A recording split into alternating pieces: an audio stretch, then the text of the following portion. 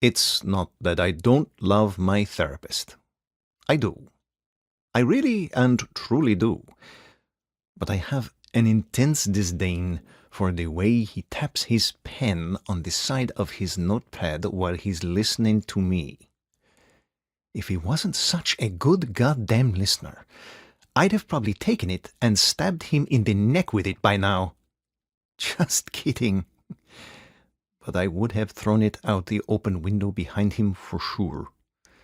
Instead, I rationalize to myself that perhaps the source of his awesome listening powers is rooted in the way he taps that damn pen, and therefore stopping the tapping would render him useless.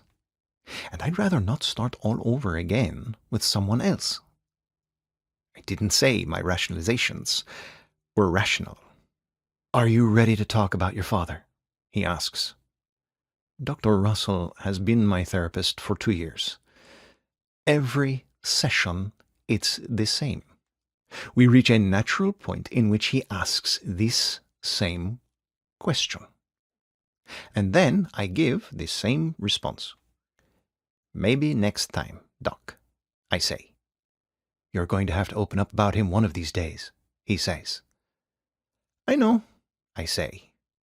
"Give me something," he says. "One little thing." My mind travels back to my childhood in Brazil. All I see when my mind goes back that far is my mother crying.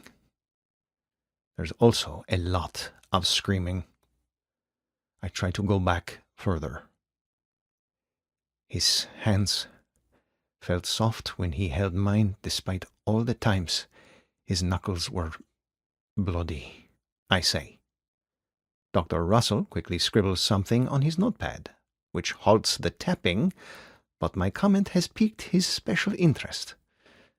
That's probably the most I've told him about my father.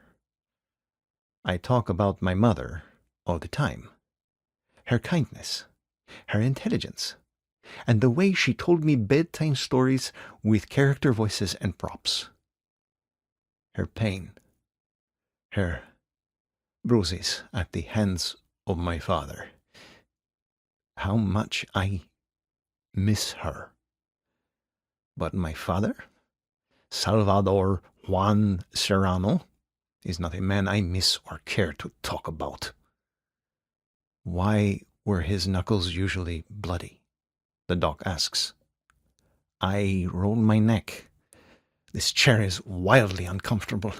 My fingertips grip the stiff armrests as I mull his question over.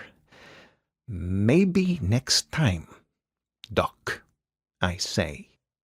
What I like most about Dr. Russell is that when I say I'm done, he doesn't push.